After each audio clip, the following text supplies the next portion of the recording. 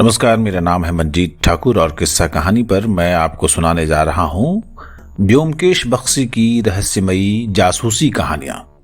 और इस कड़ी में आज सुनिए पहली कहानी, सत्यान्वेषी द इनक्विजिटर।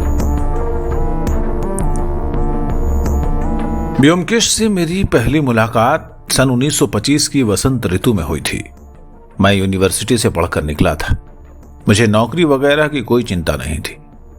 अपना खर्च आसानी से चलाने के लिए मेरे पिता ने बैंक में एक बड़ी रकम जमा कर दी थी, जिसका ब्याज मेरे कलकत्ता में रहने के लिए पर्याप्त था।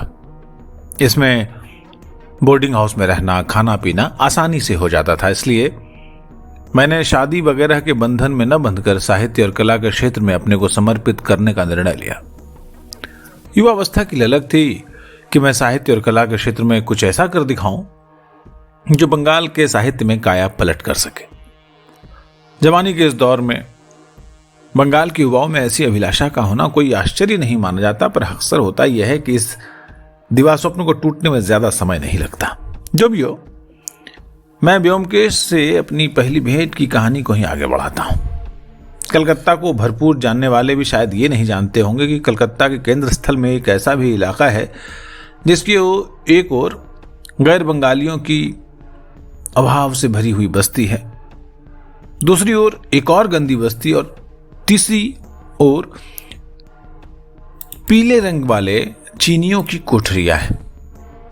इस त्रिकोण के बीचों बीच त्रिभुजाकार जमीन का टुकड़ा है जो दिन में तो और स्थानों की तरह सामान्य दिखाई देता है, लेकिन शाम होने के बाद उसकी पूरी काया पलट हो जाती है। 8 बजते बजते सभी व्यापारिक प्रतिष्ठानों के शटर गिर जाते हैं, दुकानें बंद हो जाती हैं और रात का सन्नाटा पसर जाता है। कुछ एक पान सिगरेट की दुकानों को छोड़कर सभी कुछ अंधकार में विलीन हो जाता है। सड़कों पर केवल छाया और परछाइयां यदाकदा दिखाई दी जाती हैं। यदि कोई आगंतुक इस ओर आ भी जाता है तो कोशिश करता है कि जल्द से जल्द इस इलाके को पार कर ले। मैं ऐसे इलाके के पड़ोस में स्थित बोर्डिंग हाउस में कैसे आया, यह बताने का कोई फायदा नहीं। इतना कहना काफी है कि दिन के उजाले में मुझे ऐसा किसी प्रकार का संदेह नहीं हुआ था। दूसरी बात कि मुझे मेस के ग्राउंड फ्लोर में एक बड़ा हवादार कमरा कम किराए पर मिल रहा था और इसलिए मैंने उसे तुरंत ले लिया। अब यह तो मुझे बाद में पता लगा कि उस सड़कों पर हर महीने 2-3 कटी फटी लाशों का मिलना बहुत आम बात है और यह कि सप्ताह में कम से कम एक बार पास पड़ोस में पुलिस का छापा पड़ना कोई हैरत की बात नहीं है। लेकिन तब तक यहां रहते हुए मुझे अपने कमरे से एक प्रकार का लगाव हो गया था और अब बोरिया बिस्तर लेकर कहीं और जाने की मेरी कोई इच्छा नहीं थी। दिन छिपे अक्सर मैं कमरे में ही रहकर अपनी साहित्यिक गतिविधियों में तल्लीन रहता, इसलिए मुझे निजी तौर पर डर का कोई कारण दिखाई नहीं दे रहा था।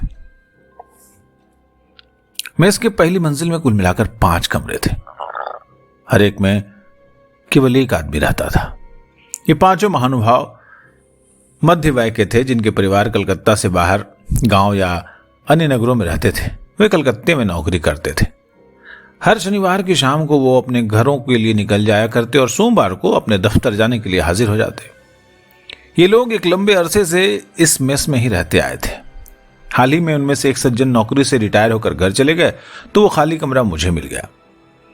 दफ्तर से आने के बाद से ये सभी सज्जन एक जगह एकत्र होकर जब ब्रिज या पोकर खेलते तो उनकी ऊंची आवाजों से मेस गूंजने लगता।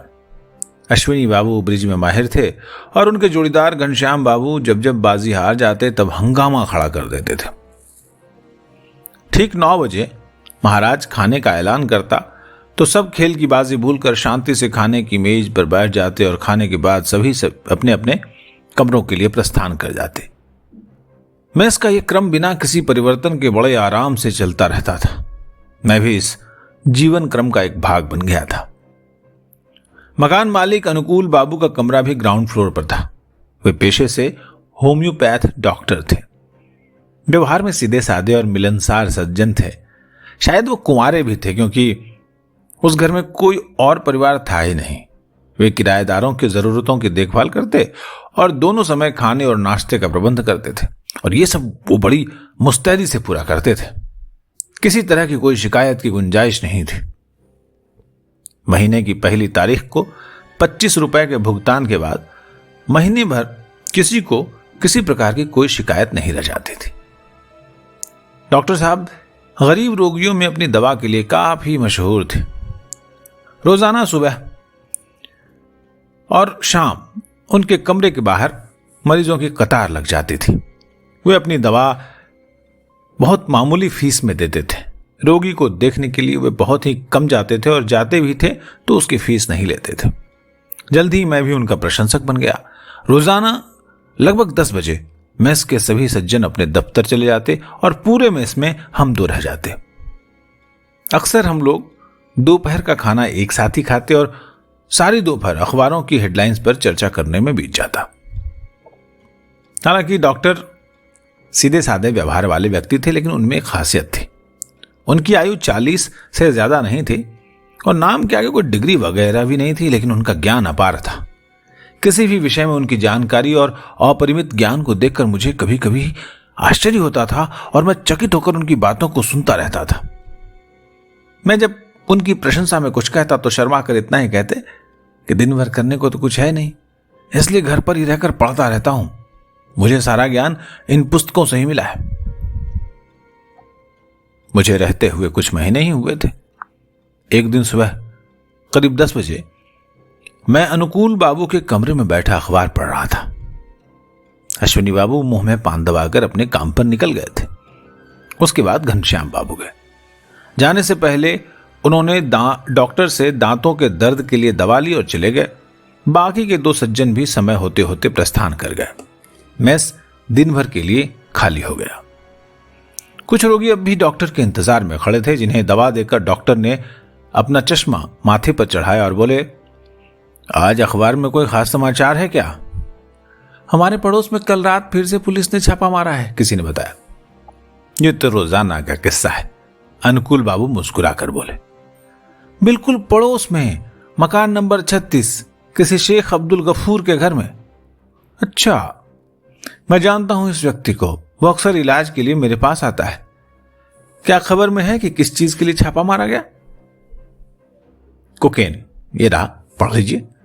मैंने अखबार दैनिक काल केतु उन्हें पकड़ा दिया। अनुकूल बाबू ने माथे पर अटके चश्मे को नीचा करके पढ़ना शुरू किया।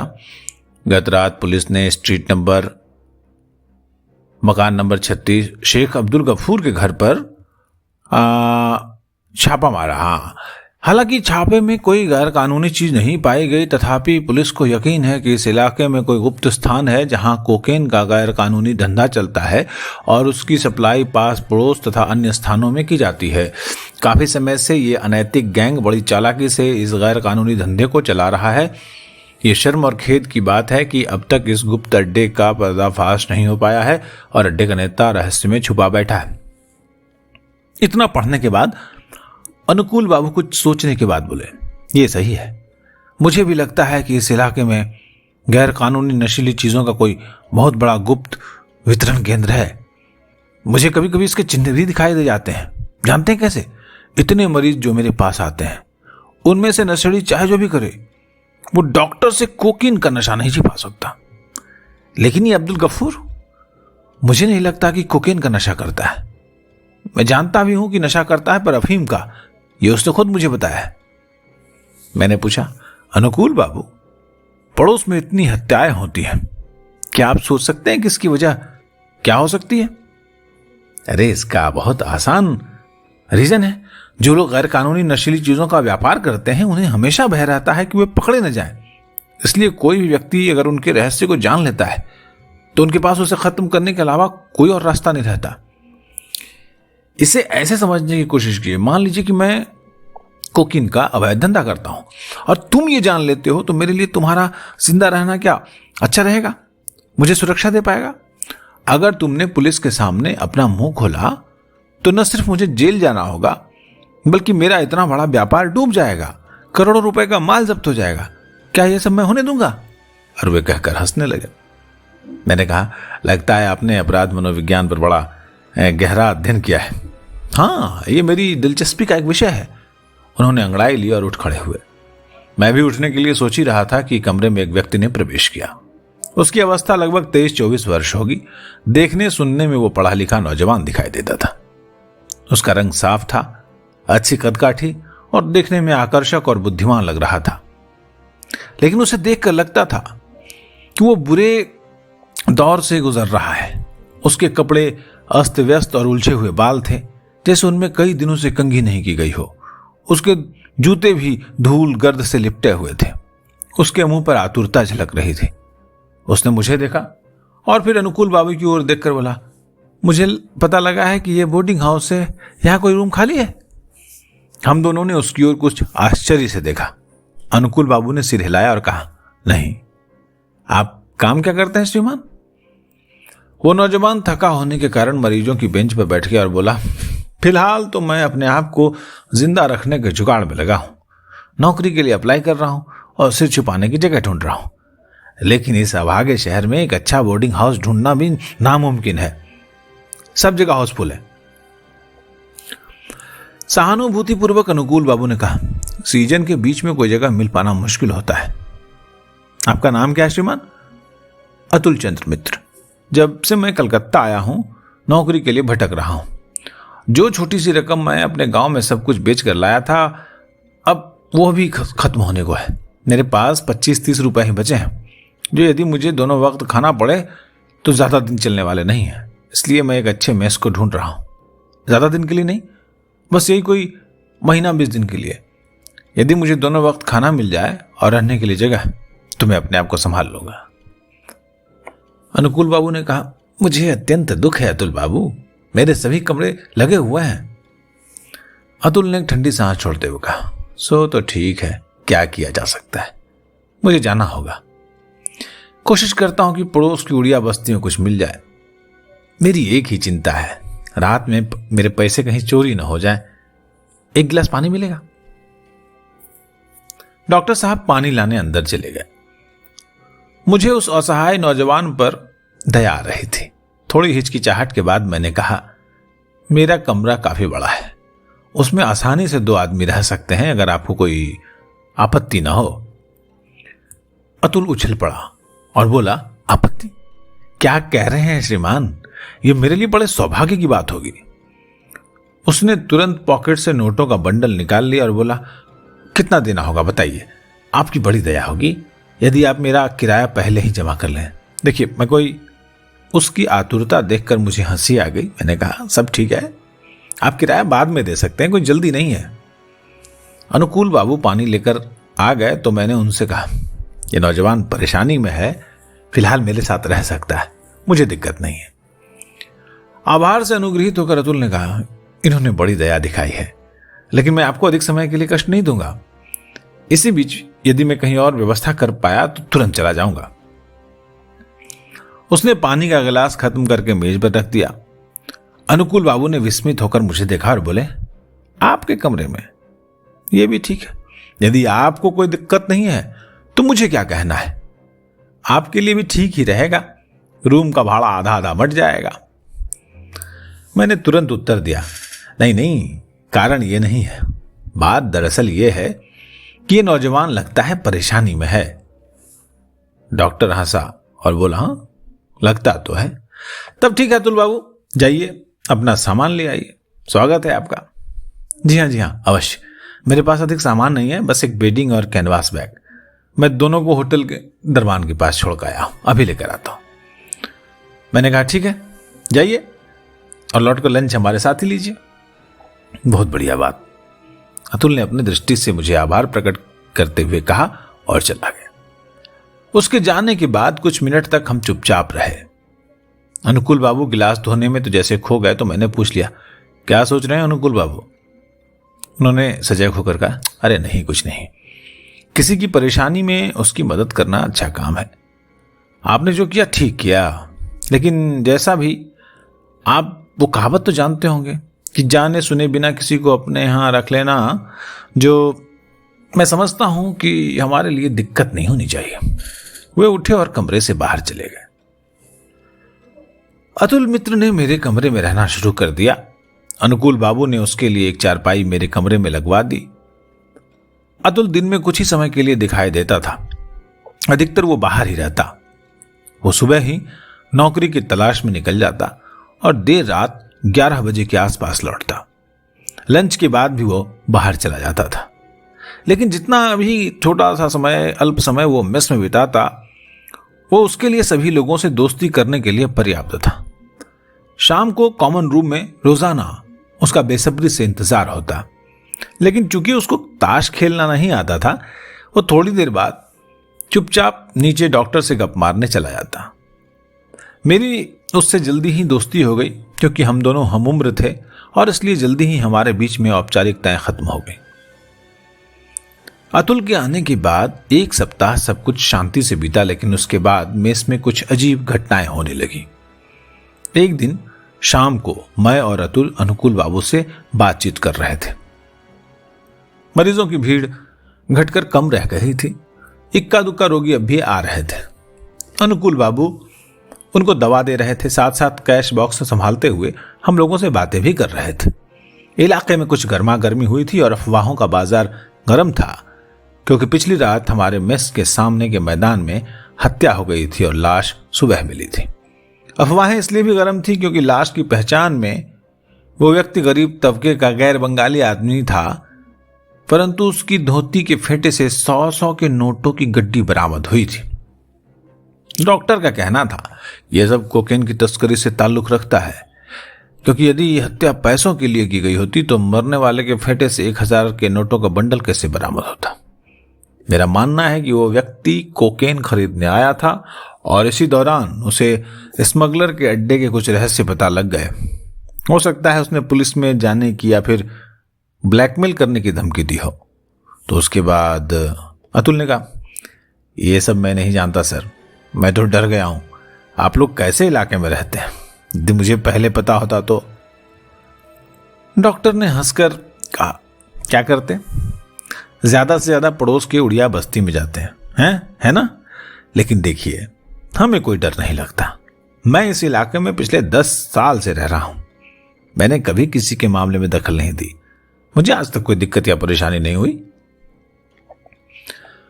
अतुल ने धीरे से कहा, अनुकूल बाबू, मुझे यकीन है कि आपको भी कुछ रहस्य की जानकारी होगी, है ना? एकाएक हमें एक आवाज सुनाई दी। हमने पीछे घूमकर देखा कि अश्विनी बाबू दरवाजों से झांककर हमारी बातें सुन रहे हैं। उनके चेहरे का रंग पीला पड़ गया था। मैंने पूछा, क्या बात है अश्विनी बाबू, आप यहां नीचे इसमें क्या कर रहे हैं? अश्विनी घबरा गया और बड़बड़ाया, अरे नहीं नहीं, कुछ नहीं, मैं तो बस बीड़ी पीने के लिए आया था। और बड़बड़ाते हुए ऊपर सीढ़ी चढ़ गया। हम सबने बारी बारी से एक दूसरे को देखा। हम सभी में बुजुर्ग अश्विनी बाबू के लिए काफी सम्मान था, लेकिन वो नीचे आकर चुपचाप हमारी बातें क्यों सुन रहे थे? हम लोग जब रात के खाने पर बैठे तो पता चला अश्विनी बाबू पहले ही खा चुके हैं। खाने के बाद मैंने रोज की तरह अपना चुरुट सुलगाया और अपने कमरे में जाने के लिए उठ गया। कमरे में मैंने देखा कि अतुल जमीन पर केवल तकिया लगाए लेटा है। मुझे कुछ आश्चर्य हुआ कि अभी इतनी गर्मी नहीं पड़ी थी कि फर्श पर सोया जाए। कमरे में अंधकार था और अतुल भी चुपचाप लेटा था। मुझे लगा कि वो थक कर सो गया है। लाइट जलाने से अतुल जाग जाएगा, इसलिए पढ़ना लिखना तो नहीं हो सकता। उसकी कमी को मैं कमरे में चलकर ही पूरी करना चाहता था। इतने में मुझे अश्विनी बाबू का ख्याल आया। मुझे लगा कि मुझे जाकर देखना चाहिए, हो सकता है कि उनकी तबीयत ठीक ना हो। उनका कमरा मेरे कमरे से 2 कमरे छोड़कर था। कमरा खुला हुआ था और मेरी आवाज देने पर कोई उत्तर नहीं मिला, तो मैं उत्सुकतावश कमरे में घुसा। लाइट का स्विच दरवाजे के पीछे था। मैंने लाइट जलाकर देखा, कमरा खाली है। मैंने खिड़की के बाहर झांक कर देखा तो कुछ भी दिखाई नहीं दिया। तो वास्तव में इतनी रात में गए तो कहां गए? एकाएक याद आया, हो सकता है वो नीचे डॉक्टर से दवा लेने गया हूं, और यही सोचकर मैं तेजी से नीचे गया। डॉक्टर का दरवाजा अंदर से बंद था, वो शायद सो गए थे। मैं दरवाजे के बाहर कुछ मिनट असमंजस में खड़ा रहा। मैं वापस जा ही रहा था कि मुझे कमरे के भीतर कुछ आवाजें सुनाई दी। अश्विनी बाबू ऊंची आवाज में कुछ कह रहे थे। पहले तो मुझे लगा कि मैं उनकी बातें सुनूं, फिर अपने पर नियंत्रण करके सोचा कि अश्विनी बाबू शायद अपनी बीमारी डॉक्टर को बता रहे हैं। मुझे नहीं सुनना चाहिए और मैं चुपचाप सीढ़ी चढ़कर अपने कमरे में आ गया। देखा, अतुल जैसा का तैसा वैसे ही फर्श पर लेटा है। मेरे अंदर आते ही उसने गर्दन उठाकर मुझसे पूछा, अश्विनी बाबू अपने कमरे में नहीं है ना? मैं उसकी बात से चौंक गया। नहीं, पर क्या तुम सोए नहीं हो? हाँ, अश्विनी बाबू नीचे डॉक्टर के पास है। मैंने कहा, तुम्हें कैसे मालूम? अरे इसके लिए बस एक काम करने की जरूरत है, फर्श पर लेट जाओ और अपने कानों को तकिए से लगा दो। क्या तुम पागल हो गए हो क्या? मैंने कहा। अतुल ने कहा, नहीं नहीं, मैं पागल नहीं हूं, ठीक हूं, जरा तुम ये कोशिश करो। उत्सुकतावश मैंने भी फर्श पर लेटकर तकिए पर कान लगाए। कुछ क्षणों के बाद मुझे दोनों की आवाजें साफ साफ सुनाई देने लग गईं और तब मुझे अनुकूल बाबू की तेज आवाज सुनाई दी। वो कह रहे थे, लगता है आप उत्सुकता में ज्यादा व्याकुल हो गए हैं। ये कुछ नहीं, ये आपके दिमाग का भ्रम है। गहरी नींद में ऐसा अक्सर हो जाता है।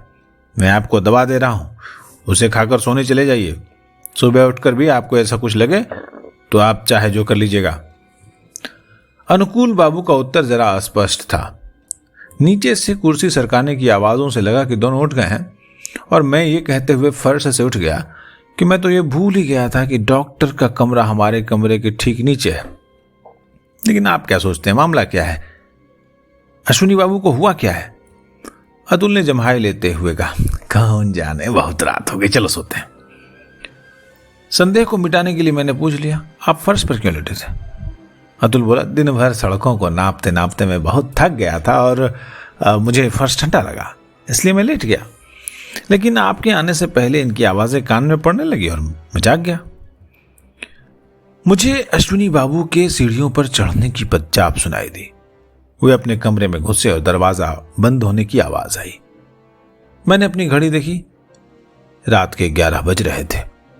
अतुल भी सो चुका था। मेस में सब शांत हो गया था। मैं लेटे हुए अश्विनी बाबू के बारे में सोचता रहा और कुछ देर बाद सो गया। सुबह होते ही अतुल ने मुझे जगाया। 7 बजे थे।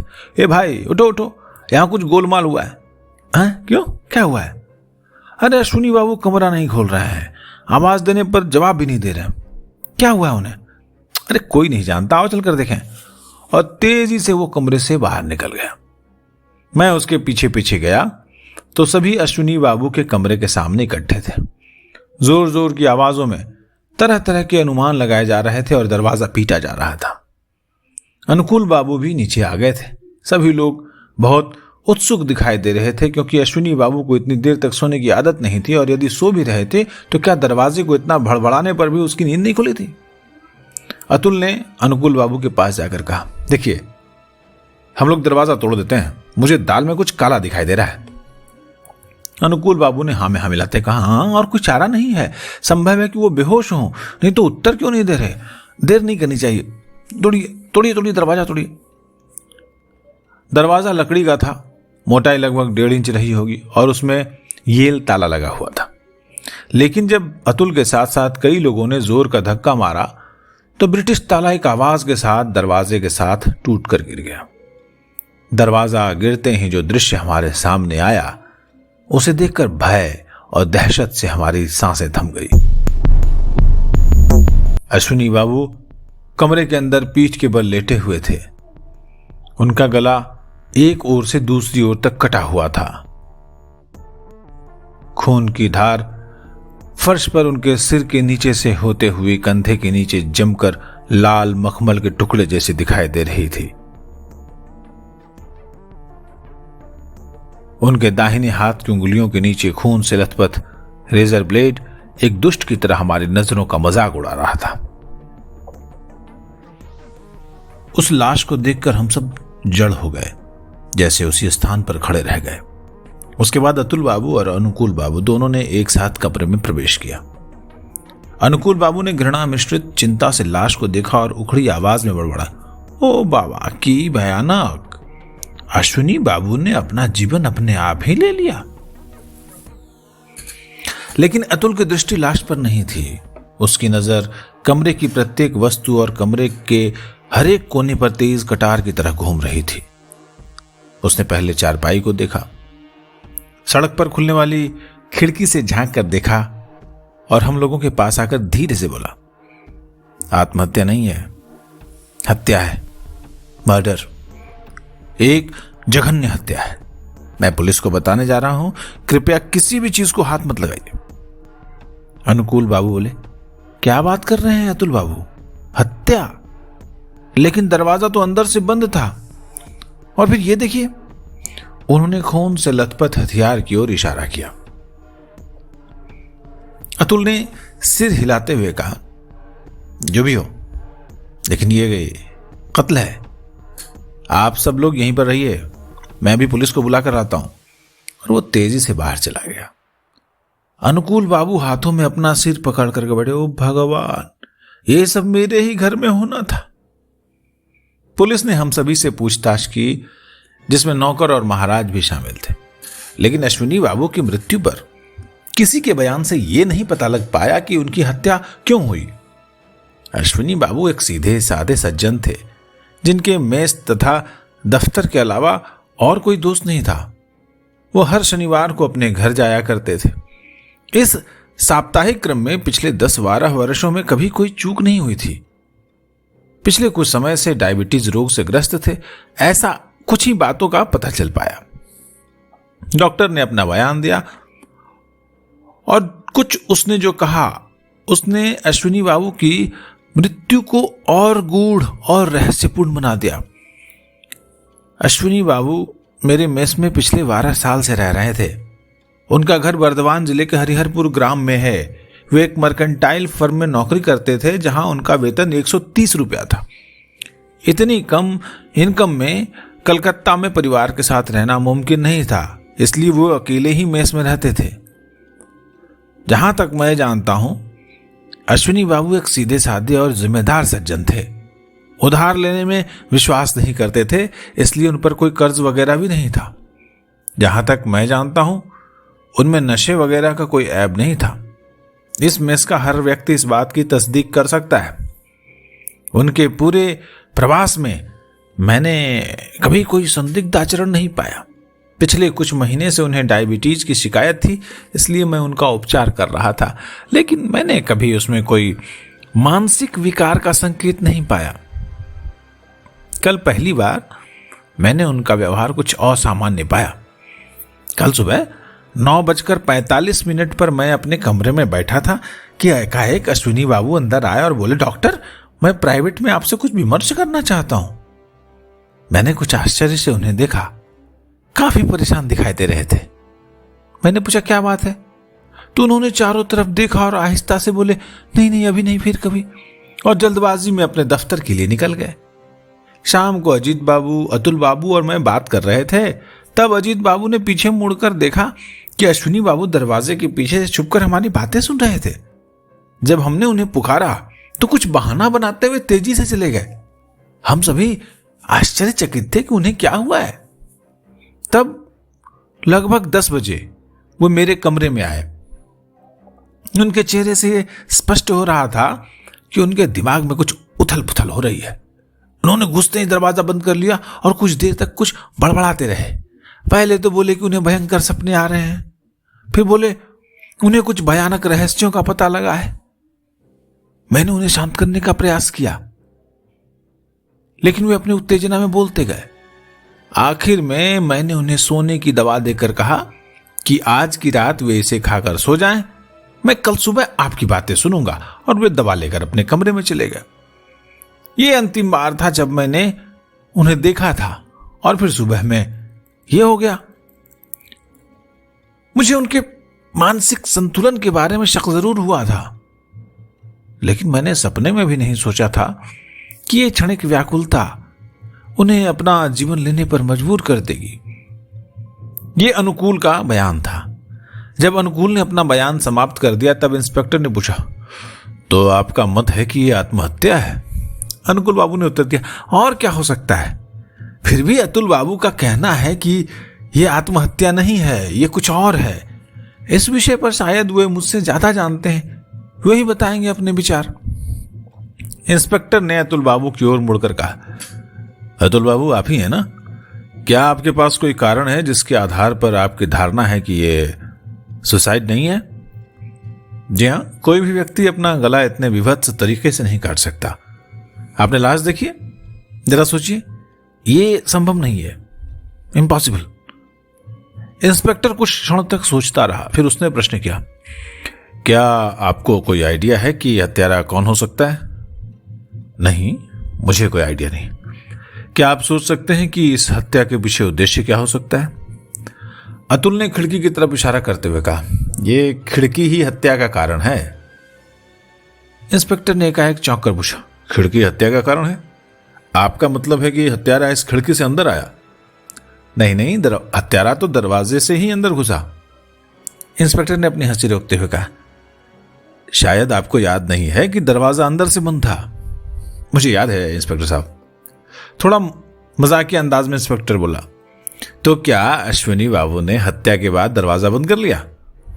जी नहीं, हत्यारे ने हत्या के बाद कमरे से बाहर आकर दरवाजा लॉक कर दिया।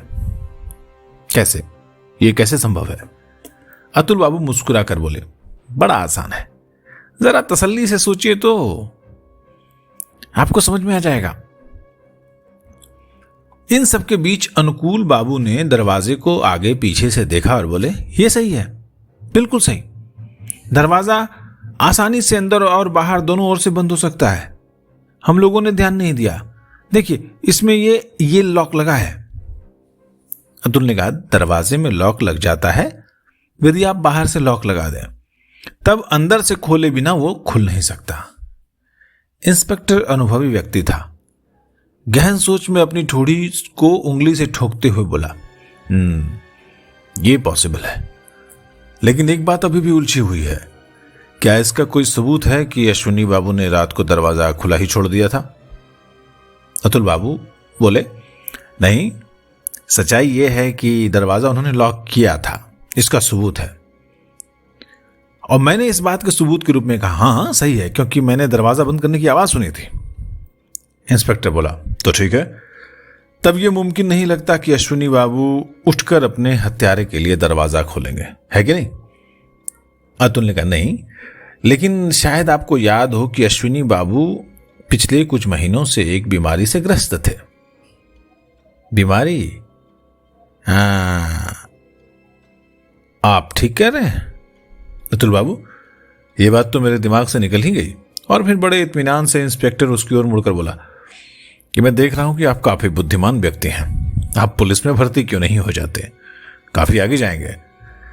लेकिन मामला अब भी उलझा पड़ा हुआ है और ज्यादा उलझता जा रहा है।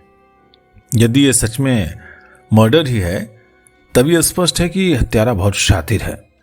क्या आप लोगों को यहां पर किसी पर शक है, संदेह है? उसने सभी को बारी बारी से देखना शुरू कर दिया। हम सभी ने अपनी गर्दन हिलाकर इनकार कर दिया। अनुकूल बाबू ने कहा, देखिए सर, शायद आप जानते होंगे कि इस इलाके में आए दिन हत्या होना कोई बड़ी बात नहीं है। अभी परसों ही एक हत्या इस घर के ठीक सामने हुई थी। मेरा तो मानना है कि ये सारी हत्याएं, ये सारे कत्ल एक दूसरे से जुड़े हुए हैं। यदि एक का पता लग जाए तो सभी का रहस्य उजागर हो जाएगा, और यह तभी हो सकता है जब हम वास्तव में अश्विनी बाबू की मौत को मर्डर मानकर चलें, कत्ल मानकर चलें। इंस्पेक्टर ने कहा, यह बात सही है, लेकिन यदि हम इसके साथ दूसरी हत्याओं को सुलझाना चाहेंगे तो मुझे लगता है कि जांच कभी खत्म ही नहीं होगी। अतुल बोला, यदि आप इस हत्या के तह में जाना चाहते हैं तो केवल इस खिड़की पर ध्यान केंद्रित कीजिए। थके शब्दों में इंस्पेक्टर ने उत्तर दिया, हमें एक नहीं, सभी पहलुओं पर विचार करना होगा अतुल बाबू। मुझे अब आप लोगों के कमरों की तलाशी लेनी है। सभी ऊपर नीचे के कमरों की पूरी छानबीन की गई, लेकिन कहीं से हत्या की गुत्थी सुलझने का कोई सुराग नहीं मिल पाया। अश्विनी बाबू के कमरे की भी जांच हुई, लेकिन उनमें भी कुछ साधारण पन्नों के अलावा कुछ नहीं मिला। रेजर की खाली डिबिया पलंग के नीचे पड़ी मिली। हम सभी लोग जानते थे कि अश्विनी बाबू अपनी दाढ़ी स्वयं बनाते थे, और इसलिए उसे उस डिबिया को पहचानने में मुश्किल नहीं हुई। लाश को पहले ही उठा लिया गया था। उसके बाद उनके रूम को बंद करके सील कर दिया गया। अपना काम करके इंस्पेक्टर दोपहर 1:30 बजे चला गया। अश्विनी बाबू के परिवार को तार से खबर कर दी गई थी। शाम तक उनका बेटा निकट संबंधियों सहित आ गया। वे सभी इस दुर्घटना से हतप्रभ थे। हालांकि हम लोगों का अश्विनी बाबू से कोई रिश्ता नहीं था, फिर भी हम में से प्रत्येक सदस्य इस घटना से शोक संतप्त था। इसके अतिरिक्त हम लोग भी जान के खतरे से सहमे हुए थे। यदि यह घटना हमारे साथी के साथ हो गई है तो हमारे साथ भी हो सकती है। और पूरा दिन इसी उधेड़-बुन में व्यतीत हो गया। रात में सोने के पहले मैं डॉक्टर के पास गया। उनके चेहरे पर अब भी गंभीरता छाई हुई थी। पूरे दिन की घटनाओं से उनके शांत और स्थिर चेहरे पर क्लांति और चिंता की रेखाएं उभर आई थीं। मैं उनके पास बैठ गया और बोला, मेरे ख्याल से प्रत्येक सदस्य जो है वो किसी दूसरी जगह जाने के बारे में सोच रहा है। अनुकूल बाबू ने एक हारी हुई मुस्कान के साथ कहा, इसमें उनका क्या दोष है अजीत बाबू? कौन चाहेगा ऐसी जगह रहना जहां ऐसी दुर्घटना होती हो? लेकिन मैं अब तक यही सोच रहा हूं कि यह वास्तव में हत्या है या नहीं, क्योंकि यह बात तय है कि बाहर का कोई व्यक्ति ये कर नहीं सकता। जो कुछ हुआ उसको देखकर यही लगता है कि हत्यारा पहले मंजिल तक पहुंचेगा कैसे। आप सब जानते हैं मेस का दरवाजा रात को अंदर से बंद कर दिया जाता है, इसलिए बाहर का आदमी अंदर आकर सीढ़ियां नहीं चढ़ सकता। फिर अगर ये मान भी लिया जाए तो हत्यारा असंभव को संभव बनाने में सफल हो गया, तो उससे अश्विनी बाबू के कमरे में रेजर ब्लेड कैसे मिल गया?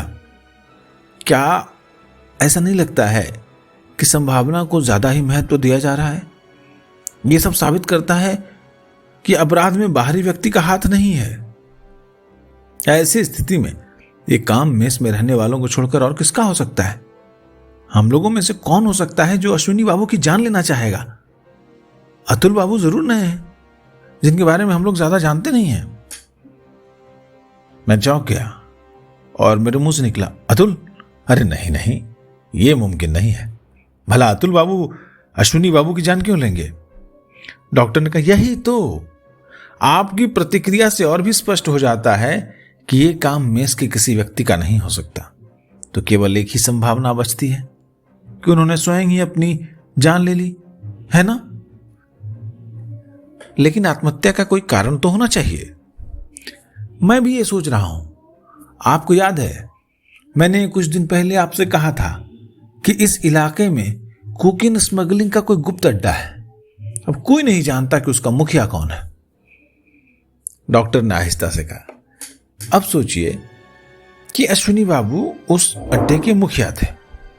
मैंने आश्चर्य मिश्रित उदासी के साथ कहा, क्या यह कैसे हो सकता है? डॉक्टर ने उत्तर दिया, दुनिया में कुछ भी असंभव नहीं है। इसके उल्टे इस संदेह में मेरा विश्वास और गहन हो जाता है कि यदि मैं अश्विनी बाबू की बातों पर ध्यान देता हूं जो कल रात मुझसे कर रहे थे, वे खुद से ही घबराए हुए लग रहे थे। जब व्यक्ति खुद ही दहशत में होता है तो अक्सर अपना मानसिक संतुलन खो देता है। क्या पता इन सब के कारण उन्होंने खुदकुशी कर ली हो। जरा सोचने की कोशिश कीजिए, क्या यह सब कारण स्पष्ट नहीं लग रहा आपको? मेरा दिमाग इन दलीलों को सुन सुनकर चकरा गया था, इसलिए मैंने कहा, मैं नहीं जानता अनुकूल बाबू, मैं इन सब बातों को कुछ समझ नहीं पा रहा हूं। मेरे विचार से आपको अपने संदेहों की चर्चा पुलिस से करनी चाहिए। डॉक्टर उठकर बोले, मैं कल करूंगा। जब तक मामला सुलझ नहीं जाता मुझे चैन नहीं मिलेगा। उसके बाद 2-3 दिन गुजर गए।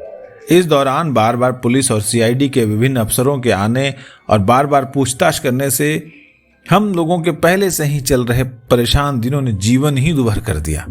मेस का हर सदस्य जल्द से जल्द अपने सामान के साथ मेस छोड़ने के लिए तैयार बैठा था, लेकिन पहल करने से डर रहा था। यह सभी के मन में था कि मेस को जल्दी छोड़ना पुलिस की नजर में शंका पैदा कर सकता था। अब तक यह स्पष्ट होता जा रहा था कि संदेह की सुई मेस के एक व्यक्ति की ओर झुक रही थी, लेकिन हम लोगों को यह अंदाज नहीं हो पा रहा था कि वह व्यक्ति कौन हो सकता है। कभी कभी क्षणिक भय से दिल की धड़कनें तेज हो जाती थी कि कहीं वो व्यक्ति मैं तो नहीं हूं। एक दिन सुबह मैं और अतुल डॉक्टर के दफ्तर में अखबार पढ़ रहे थे। अनुकूल बाबू के लिए कुछ दवाएं एक बड़े पैकेट में आई थी। वे उन्हें खोलकर बड़े यत्न से अपने शेल्फ पर लगा रहे थे। पैकेट में अमेरिकन स्टैंप लगे थे। डॉक्टर कभी देशी दवाओं का प्रयोग नहीं करते थे। जब उन्हें जरूरत होती वे अमेरिका या जर्मनी से मंगाते थे। लगभग हर माह उनके लिए पानी के जहाज से दवा के पैकेट आते थे। अतुल ने अखबार पढ़कर रख दिया और बोला, अनुकूल बाबू, आप दवाएं विदेश से ही क्यों मंगाते हैं? क्या देशी दवाएं अच्छी नहीं होती?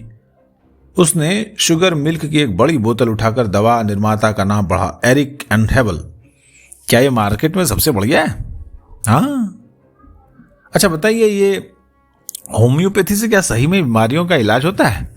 मुझे तो बड़ा संदेह होता है, पानी की एक बूंद इलाज कैसे कर सकती है? डॉक्टर ने मुस्कुराते हुए कहा, तो क्या मैं समझूं कि ये सब लोग जो दवा लेने आते हैं बीमारी का नाटक करते हैं? अतुल ने उत्तर दिया, शायद इलाज प्राकृतिक रूप से होता है, लेकिन उसका श्रेय दवा को दिया जाता है। विश्वास तो अपने आप में ही एक इलाज है।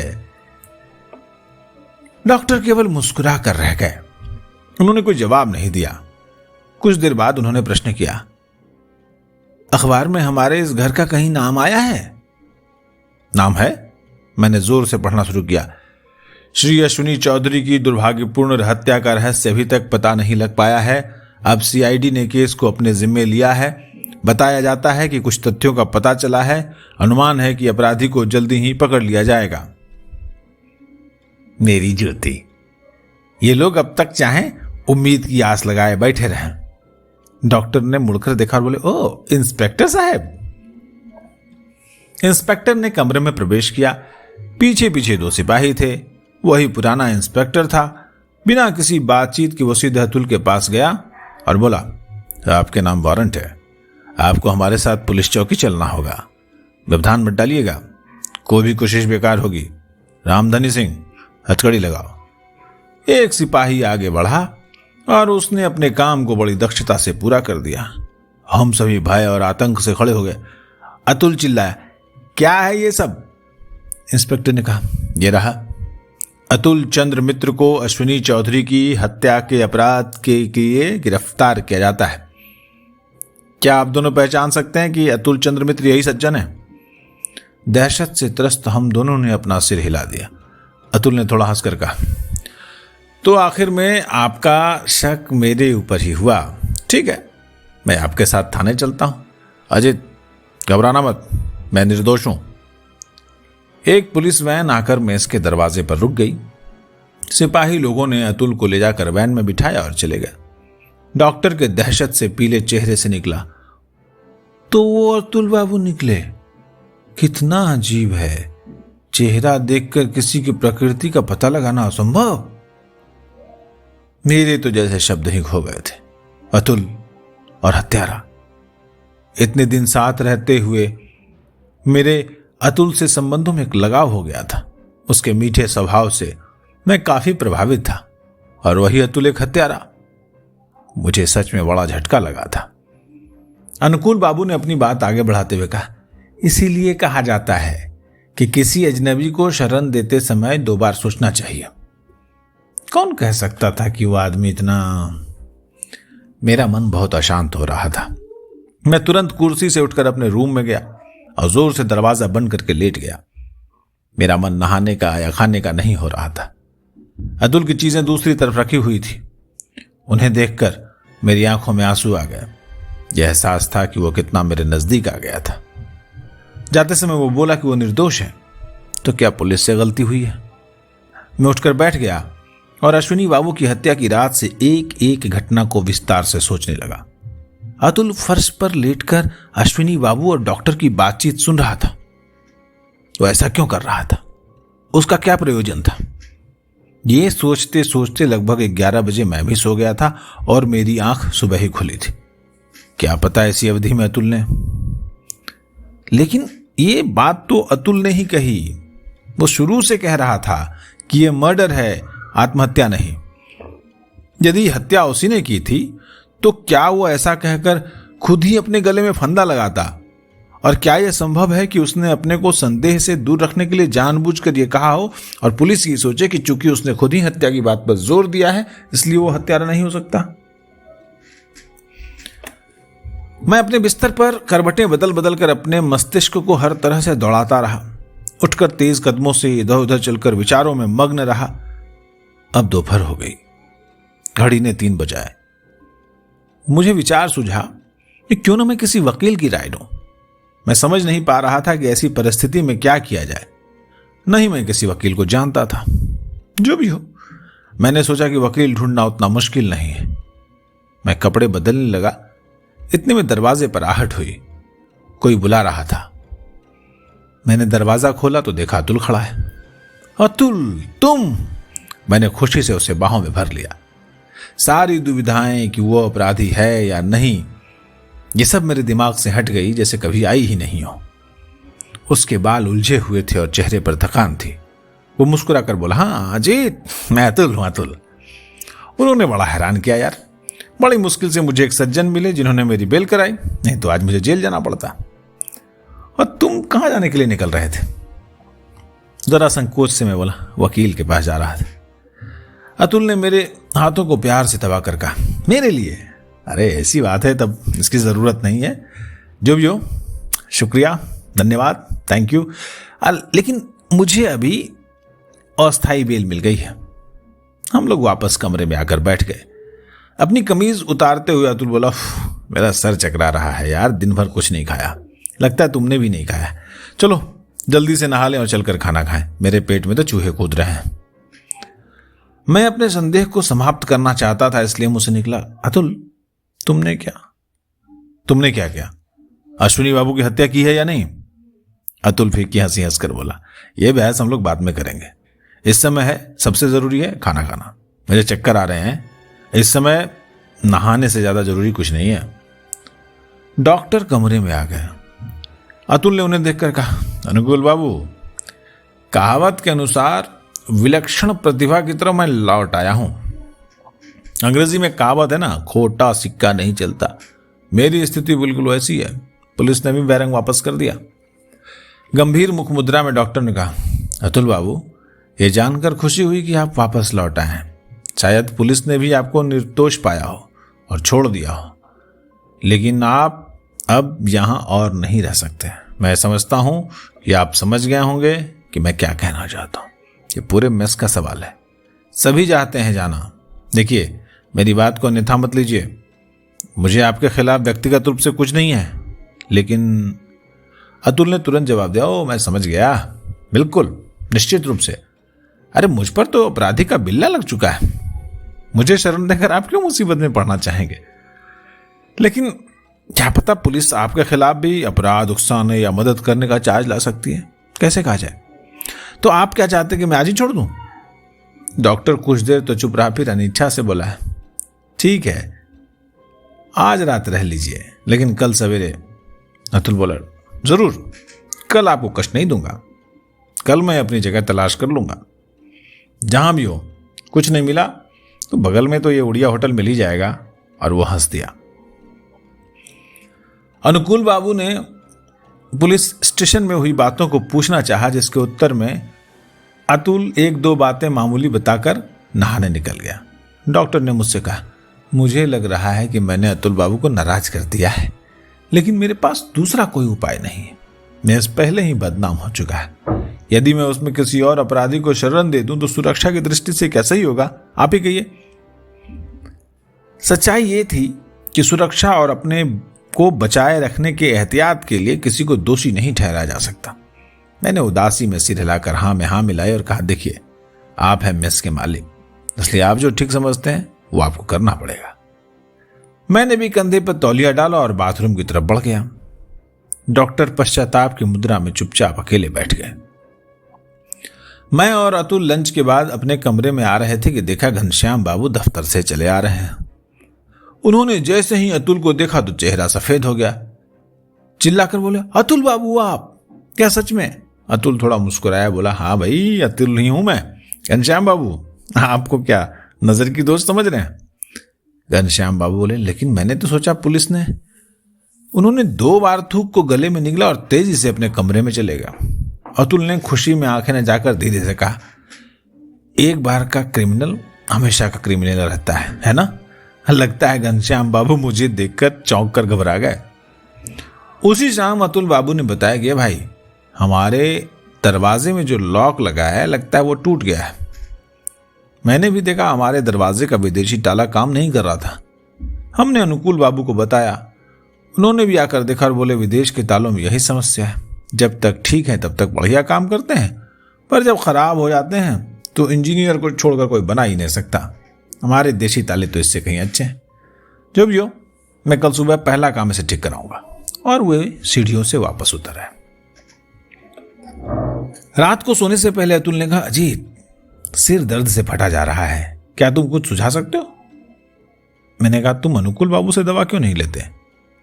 अतुल बोला, होम्योपैथी, उससे कुछ होगा?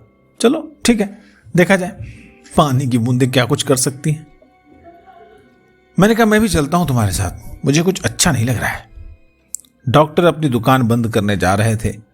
हमें देखते ही उन्होंने प्रश्नवाचक दृष्टि से देखा। अतुल बोला, अरे आपकी दवा चखने आए हैं, बड़ी जोरों का सरदर्द हो रहा है, मदद करिए आप। डॉक्टर ने प्रसन्न मुद्रा में कहा, अवश्य, मैं आपको जरूर राहत दिला सकता हूं। ये कुछ नहीं भाई साहब, थोड़ी सी बदहजमी है आपको जो परेशान कर रही है, इसी से सरदर्द है, बैठिए, एक डोज देता हूं। उन्होंने कुछ ताज़ी दवाएं सेल्फ से निकाली, एक पुड़िया बना कर दी और बोले, जाइए, ऐसे खाकर सो जाइए, आपको याद भी नहीं रहेगा कि आपको सरदर्द था भी या नहीं। अजीत बाबू, आप भी कुछ बुझे बुझे लग रहे हैं, उत्तेजना के बाद भी आप भी थकान से पस्त दिखाई देते हैं, क्यों, है ना यही बात? तो क्यों ना मैं आपको भी दवा दे देता हूं, आप भी सुबह स्वस्थ और ताज़ा महसूस करें। हम दवा लेकर वापस जा ही रहे थे कि अतुल ने अनुकूल बाबू से पूछा, क्या आप ब्योमकेश बख्शी नाम के किसी व्यक्ति को जानते हैं? थोड़ा चौंक कर अनुकूल बाबू बोले, नहीं तो, ये कौन है? अतुल ने कहा, मैं भी नहीं जानता, मैंने इनका नाम आज पुलिस स्टेशन में सुना, लगता है वही इस केस के इंचार्ज हैं। डॉक्टर ने दोबारा सिर हिलाकर कहा, ना, मैंने ये नाम कभी नहीं सुना। अपने कमरे में लौटने के बाद मैंने कहा, अतुल, अब तुम्हें सब कुछ बताना पड़ेगा। सब कुछ बताऊं? अरे मुझसे कुछ छुपा रहे हो, ये चलेगा नहीं, सब बताओ। अतुल कुछ देर शांत रहा, फिर एक नजर दरवाजे पर डालकर वो बोला, अच्छा ठीक है, मैं बताता हूं, आओ इधर आओ, मेरे बेड पर बैठो। मैं भी सोच रहा था कि समय आ गया है कि तुम्हें भी कुछ बता दिया जाए। मैं उसके बेड पर बैठ गया। अतुल भी दरवाजा बंद करके मेरे पास ही बैठा। मेरे हाथ में दवा की पुड़िया थी। मैंने सोचा उसको खा लूं, फिर उसकी बातें सुनूं। लेकिन जैसे ही मैं दवा खाने को उठा, उसने टोक दिया, उससे अभी रहने दे, पहले कहानी सुन लो, फिर उसे खा लेना। उसने लाइट बुझा दी और मेरे कान के पास आकर आहिस्ता से अपनी कहानी सुनाने लगा। मैं चुपचाप दहशत में तो कभी प्रशंसा में पूरी कहानी सुनता रहा। करीब पौन घंटे के बाद संक्षेप में अपनी कहानी कहकर अतुल बोला, आज के लिए इतना काफी है, बाकी की कहानी कल तक इंतजार कर सकती है। उसने घड़ी के चमकते डायल में देखा, अभी काफी समय है, 2 बजे से पहले कुछ नहीं होगा, तब तक क्यों ना थोड़ी नींद ले लें, मैं समय होने पर जगा दूंगा। लगभग 1:30 बजे मैं जागा हुआ लेटा था। मेरे कान इतने सजग थे कि मुझे अपने हृदय की धड़कन भी साफ सुनाई दे रही थी। मेरी मुट्ठी में वो वस्तु जकड़ी हुई थी जो अतुल ने मुझे दी थी। अंधकार में सन्नाटे के अलावा और कुछ नहीं था। एकाएक मेरे कंधे पर अतुल के हाथ से मैं सजग हो गया। यह संकेत हमने पहले ही तय कर लिया था। मेरी सांस धीमी और गहरी हो गई, जैसे सोए हुए व्यक्ति की होती है। मुझे लग रहा था कि वो घड़ी आ गई है। कब दरवाजा खुला मुझे पता नहीं चला, लेकिन एकाएक अतुल के बेड पर एक धमाका हुआ और कमरे में रोशनी हो गई। मैं हाथ में लोहे की छड़ लेकर झपट्टे के साथ खड़ा हो गया। मैंने देखा कि अतुल हाथ में रिवॉल्वर लिए और दूसरे हाथ से लाइट के स्विच को दबाए खड़ा है। अतुल के बेड के पास घुटनों के बल झुके हुए अनुकूल बाबू अतुल को ऐसे घूर रहे थे जैसे एक घायल शेर अपने शिकारी को घूरता है। अतुल की आवाज गूंजी, क्या दुर्भाग्य अनुकूल बाबू, आप जैसा अनुभवी व्यक्ति भी चाकू एक तकिए में ही घोप पाया, यही ना? अब जरा भी हिलने की कोशिश मत कीजिएगा और छुरा फेंक दीजिए, जरा भी हिले तो गोली चला दूंगा। अजीत ने जाकर खिड़की खोल दो। अजीत, खिड़की खोल दो, देखो पुलिस बाहर इंतजार कर रही है, देखो तो। डॉक्टर मौका देखकर दरवाजे की ओर झपटा, लेकिन अतुल के मजबूत हाथ का एक मुक्का उसके जबड़े पर लगते ही वो गिर पड़ा। डॉक्टर उठ बैठा और बोला, ठीक है, भागने की कोशिश नहीं करूंगा, लेकिन दया करके ये तो बता दो कि मुझ पर किस बात का अपराध लगेगा। उसकी सूची बनाने में बहुत समय लगेगा डॉक्टर। पुलिस ने पूरी चार्जशीट बना ली है, वो समय आने पर आपको मिल जाएगी। लेकिन अभी के लिए तो उसी समय पुलिस इंस्पेक्टर कमरे के अंदर आते हुए दिखा और उसके पीछे सिपाही थे। अतुल ने अपनी बात जारी रखते हुए कहा, अभी के लिए मैं आपको सत्यान्वेषी व्योमकेश बख्शी पर हमला करने और उसकी हत्या करने की कोशिश के लिए पुलिस को सौंपता हूं। इंस्पेक्टर साहब, यह रहा आपका अपराधी। इंस्पेक्टर ने बिना कुछ कहे अनुकूल बाबू के हाथों में हथकड़ी पहना दी। डॉक्टर ने खूंखार आंखों से देखा और बोला, यह साजिश है। इस व्योमकेश बख्शी और पुलिस ने मिलकर मुझे झूठे केस में फंसाया है, लेकिन आपको छोड़ूंगा नहीं। देश में कानून है और मेरे पास पैसे की भी कमी नहीं है। अतुल ने कहा, जरूर कीजिए, आखिर बाजार में कोकेन का अच्छा दाम मिलता है। विकृत चेहरा बनाकर वो डॉक्टर बोला, कोई सबूत है कि मैं कोकेन का धंधा करता हूं? जरूर है अनुकूल बाबू, शुगर मिल्क की बोतलों में क्या है? डॉक्टर इस प्रकार चौंका जैसे उसके पैर के नीचे सांप आ गया हो, लेकिन बोला कुछ नहीं। उसकी आंखों से अतुल के लिए क्रोध और चिंगारियां निकलती रहीं। यह अनुकूल बाबू की छवि नहीं थी। सज्जनता के जामे से एक खूंखार हत्यारा निकल आया था। कुछ सोचकर कि पिछले कुछ महीने मैंने इस व्यक्ति के साथ काटे हैं, मेरे रोंगटे खड़े हो गए। अतुल ने पूछा, डॉक्टर अब ये बताइए कि कल रात आपने हमें क्या दवा दी थी? क्या वो मॉर्फिया का चूर्ण था? चलिए, आप नहीं बताएंगे, मुझे कोई फर्क नहीं पड़ता। केमिकल जांच हमें सब कुछ बता देगी। उसने चुरूट जलाया और बिस्तर पर सहारा लगाकर बैठ गया और बोला, इंस्पेक्टर अब मेरा बयान लीजिए। एफआईआर बनने के बाद डॉक्टर के रूम की तलाशी हुई, जिसमें कोकेन से भरी 2 बड़ी बोतल पाई गई। डॉक्टर चुप बना रहा। लगभग सुबह होने वाली थी जब डॉक्टर और उसके माल के साथ पुलिस ने प्रस्थान किया। अतुल बोला, ये तमाम जगह जो है ये उपद्रव और उठापटक से भरी पड़ी है। अब तुम मेरे साथ मेरे घर चलो और 1 कप चाय पी लो। हम लोग हैरिसन रोड स्थित 3 मंजिली इमारत के सामने उतरे। घर के बाहर गेट पर पीतल की प्लेट पर लिखा था, व्योमकेश बख्शी सत्यान्वेषी द इंक्विजिटर। व्योमकेश जरा तकल्लुफ से बोला, आपका स्वागत है, कृपया मेरे घर में प्रवेश करके मुझे आदन प्रदान करें। मैंने पूछा, ये सत्यान्वेषी द इंक्विजिटर, ये मामला क्या है? ये है मेरी पहचान। मैं जासूस शब्द पसंद नहीं करता। जांच पर्यवेक्षक शब्द तो उससे भी खराब है, इसलिए मैं अपने आप को सत्यान्वेषी यानी सच की तलाश करने वाला कहता हूं। क्या बात, आपको पसंद नहीं? व्योमकेश इमारत की दूसरी पूरी मंजिल में रहता था। कुल मिलाकर 4 से 5 विशाल कमरे थे, जिन्हें पूरी रुचि के साथ सजाया गया था। मैंने पूछा, क्या तुम अकेले रहते हो? नहीं, अकेले नहीं, मेरा सेवक पुत्ती राम साथ रहता है। मैंने गहरी सांस छोड़कर कहा, बहुत ही अच्छी जगह है। कब से रहते आए हो? 1 साल हो गया। थोड़े समय के लिए नहीं था जब मैं तुम्हारे मेस में रुका हुआ था। इसी बीच पुत्ती राम ने स्टोव जलाकर चाय बना दी थी। व्योमकेश ने गर्मा गर्म चाय की चुस्की लेकर कहा, मैं समझता हूं कुछ दिन जो मैंने भेष बदलकर तुम्हारे साथ बिताए बहुत रोचक थे, लेकिन अंतिम दिनों में डॉक्टर ने पकड़ लिया था और इसके लिए मैं ही जिम्मेदार था। वो कैसे? अरे खिड़की के बारे में मैंने ही पहली बार बताया था और वही मेरा भेदिया हो गया। नहीं समझे? अरे भाई, अश्विनी बाबू ने इसी खिड़की से। मैंने कहा, ऐसे नहीं, कहानी शुरू से बताइए। व्योमकेश ने चाय की दूसरी चुस्की लेकर कहा, अरे कुछ तो मैंने तुम्हें कल रात ही बता दिया था। अब बाकी कहानी सुनो। तुम्हारे इलाके में जो आए दिन हत्याएं हो रही थी, उसे लेकर पुलिस कुछ महीनों से काफी परेशान थी। पुलिस पर एक ओर से सरकार का दबाव बढ़ रहा था, दूसरी ओर प्रेस अपना अभियान चलाए हुए थी और जरा सा मौका मिलने पर सरकार का गला पकड़ रही थी। ऐसी स्थिति में मैंने पुलिस कमिश्नर से समय मांगा और उन्हें बताया कि मैं एक प्राइवेट डिटेक्टिव हूं और मुझे विश्वास है कि इन हत्याओं के पीछे के रहस्य का पता लगा सकता हूं। काफी चर्चा के बाद कमिश्नर ने आदेश दे दिया, मैं स्वतंत्र रूप से इन मामलों की छानबीन कर सकता हूं। शर्त केवल यह थी कि स्वीकृति की जानकारी मेरे और कमिश्नर के बीच ही रहेगी। और इस प्रकार मैं तुम्हारे मेस में आया। छानबीन के लिए यह जरूरी था कि मुझे काम करने के लिए ऐसा स्थान मिले जो वारदात के नजदीक हो। इसी मकसद से मैंने तुम्हारे मेस का चयन किया। अब मुझे यह नहीं पता था उस वक्त कि विपरीत पार्टी का कर्मस्थल भी वही मेस है।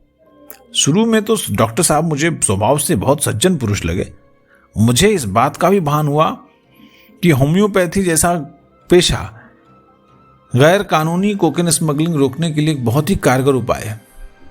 लेकिन मैं तब तक इस निर्णय पर नहीं पहुंच पाया था कि इस धंधे का रिंग लीडर कौन हो सकता है। मुझे पहली बार डॉक्टर पर संदेह अश्विनी बाबू की मौत से एक दिन पहले हुआ। शायद तुम्हें याद हो, उस दिन हमारे मेस के सामने एक गरीब आदमी की लाश मिली थी। जब डॉक्टर ने सुना कि जो व्यक्ति मरा था उसकी धोती के फेंटे से 1000 के नोट मिले हैं, तो उसके मुंह पर क्षण भर के लिए नोटों के हाथ से निकलने की लालच का भाव हुआ था।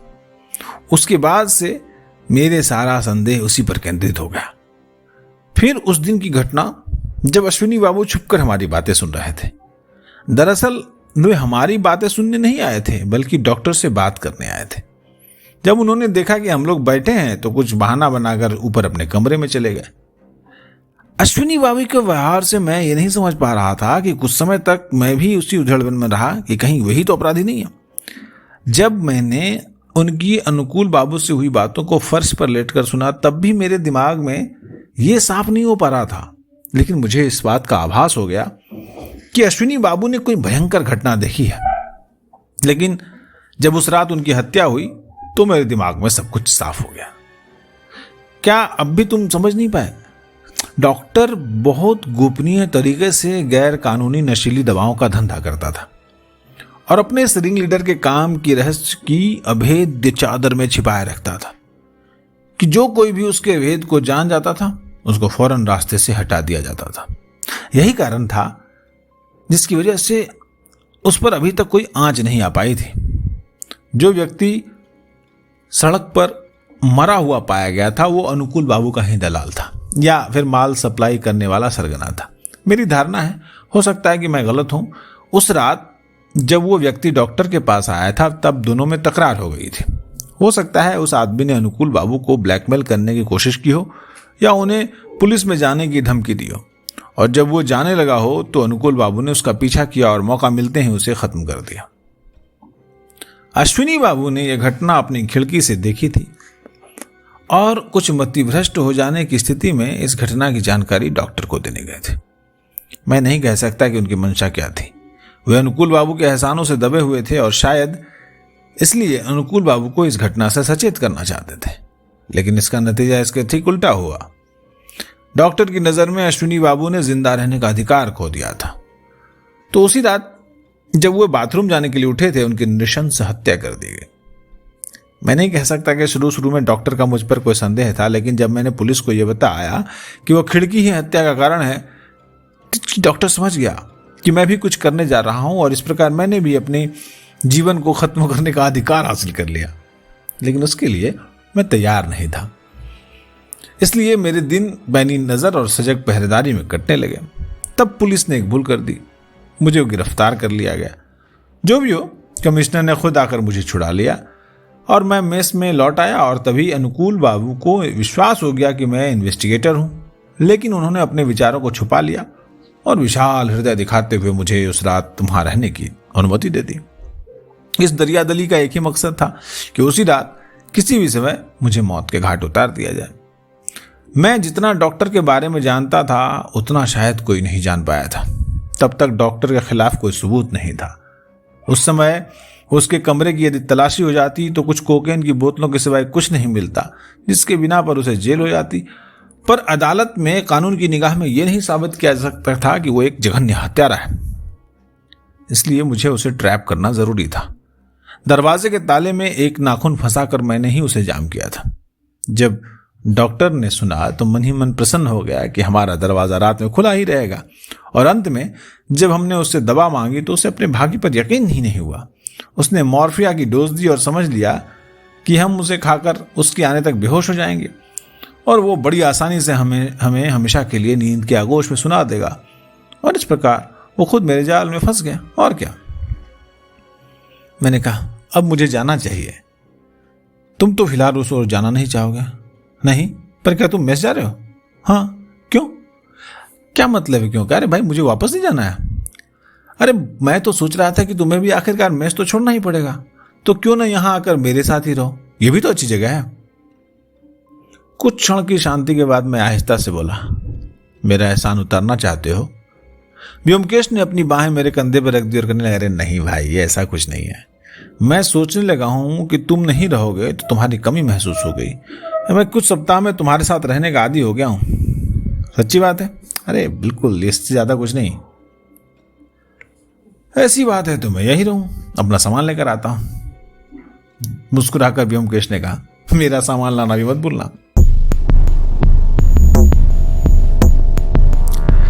तो ये थी डिटेक्टिव व्योमकेश बक्से की जासूसी कहानी सत्यान्वेषी द इनक्विजिटर, जिससे लिखा है शरदेंदु बंदोपाध्याय ने।